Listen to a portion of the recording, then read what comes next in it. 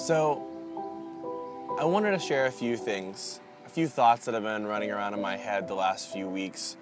I really wish I could just record every conversation that's been taking place the last few weeks, because I feel like they're really important to what's going on right now. But there's an overwhelming theme that I feel like God has me saying to people, has been going on in my own life. And that is that we have eternal hope. So often, we focus on something we want God to break through, and we have a problem, we have a sickness, we have an issue that we set our hope on, and set on the huge eternal hope of God Himself being God in our lives.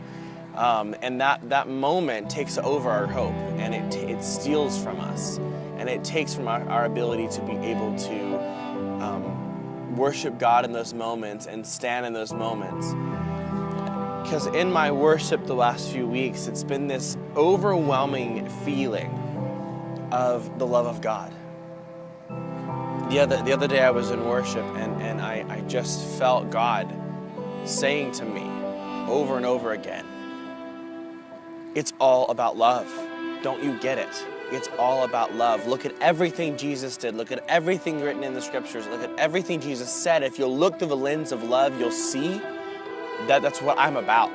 That there's no other message hidden in the scriptures. The gospel is really simple. It's about love.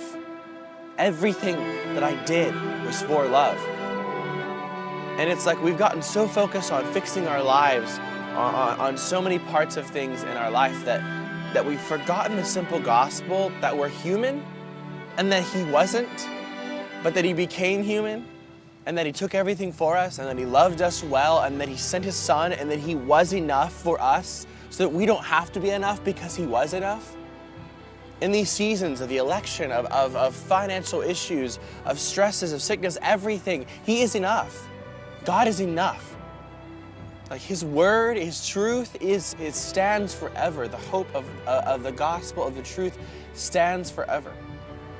We've got to re-anchor ourselves in the eternal hope that God is.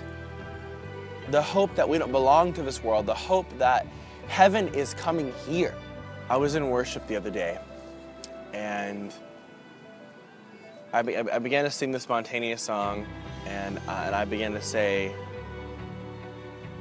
if you'll change me so that I can please you. And the moment I said that, I knew it was a lie.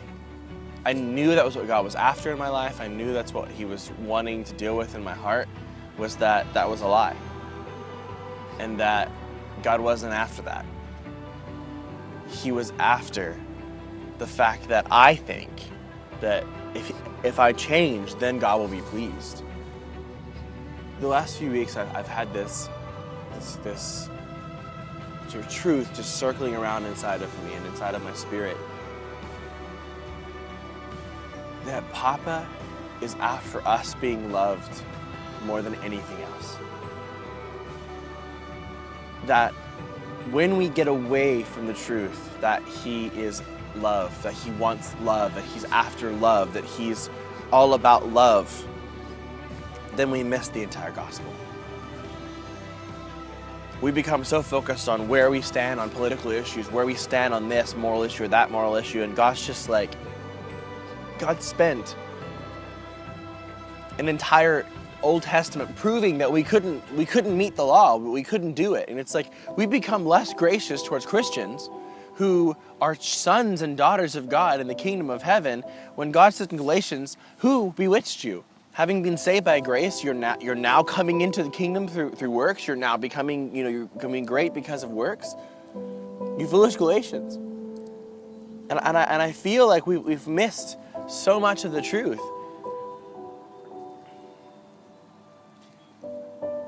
And I feel like so many people, I talk to people all the time about dialoguing with God. And I got to steal that because several years ago, a Rav group pastor taught me how to dialogue with God. And so many people, I'll be like, well, have you talked to God about that? Well, I haven't heard anything. Well, have you sat down with your journal and have you written out every question that you have on your heart until God answers one. God isn't trying not to talk to us. He's trying to teach us how to ask the right questions, how to actually ask what our heart wants. And it's in doing that that we begin to hear the heartbeat of God for us.